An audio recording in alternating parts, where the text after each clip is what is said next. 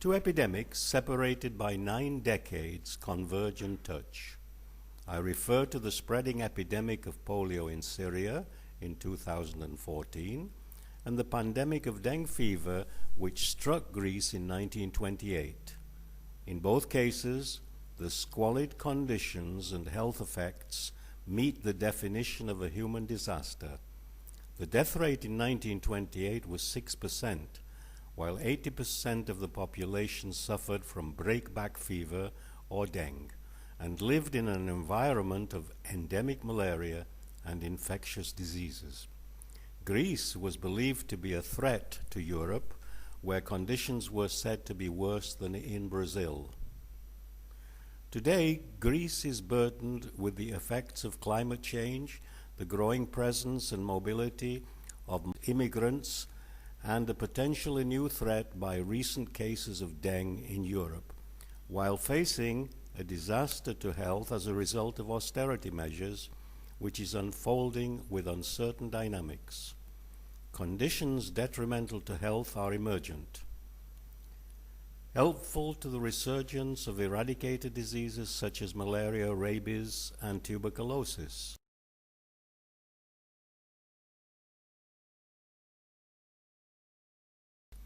In Syria, collapsing health indicators and the migration of polio virus outside its borders are already a given. Population health is jeopardized, thousands of men and women have been killed, and millions of children have been displaced. Neither in Greece nor in Syria is there room for complacency in matters of public health. A consequence of the political compromise with the government of Syria is that the efforts of the international community have not yet had their desired results. The Syrian government does not allow humanitarian aid to cross its borders, for example, through Turkey, and does not approve assistance for vaccination of children in those areas not under its military control. There is a lack of mitigation measures for polio, with an absolute lack of hygiene, clean water, and basic foodstuffs, facilitating footholds for the development of previously controlled infectious diseases such as tuberculosis, chickenpox, hepatitis, dysentery, etc.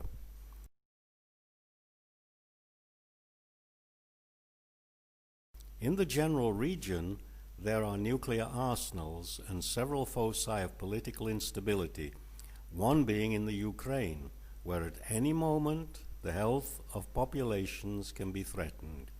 In parallel, the elimination of Syria's chemical weapons is taking place in the eastern Mediterranean near to Greece. Dengue in Greece arrived from Syria through Lebanon in 1927, at a time when 1.5 million vulnerable Greek refugees had arrived from Turkey and were being resettled. It took a further year for dengue to explode into a pandemic, that is in 1928. Thanks to the intervention of the League of Nations and the Rockefeller Foundation, it was brought under control. Before subsiding, it had caused a short-lived revolution in public health, allowing Greece to join the League of Developed European Nations. The sudden onset and rapid spread, 80% morbidity, of dengue fever alerted European public health authorities and panicked political structures.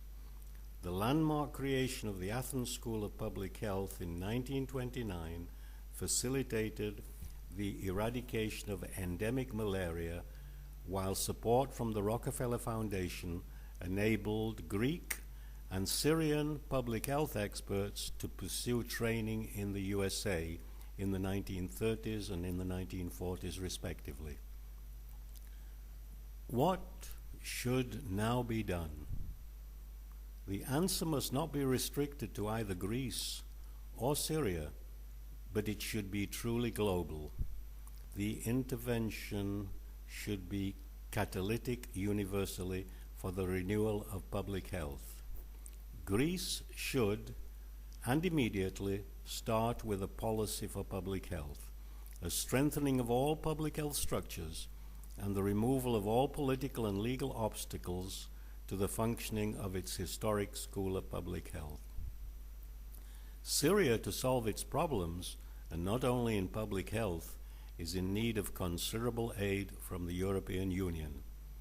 A Syria-wide vaccination campaign for polio must be immediately deployed. Additional aid must be given to the Center for Strategic Health Studies in Damascus and all other public health structures, and a national program in health disaster management should be developed, as we have already recommended.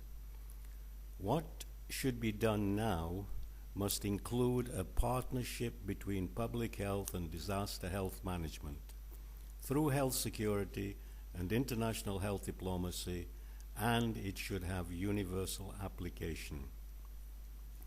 If public health were to be given the support of the United Nations Security Council, certainly a lofty ideal, it would represent a commendable initiative.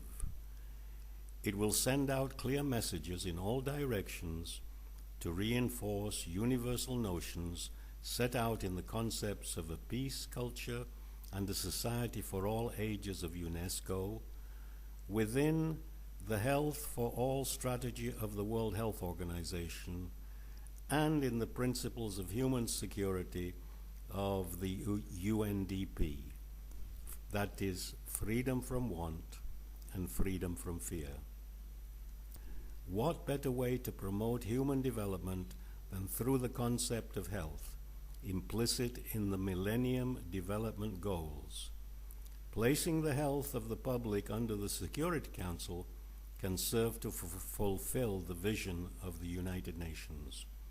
Only in this way can the World Health Organization gain greater influence, achieve more capability, and be able to guarantee cross-border access in the case of a humanitarian disaster, as in the case in Syria today. I conclude that if two different epidemics, dengue and polio, that unfolded at different times in different places, can somehow merge catalytically on the political agenda, then perhaps ever more frequent occurring health nightmares can be intercepted, nipped in the bud, or even made to disappear, and make the world a safer place for our children, for all children.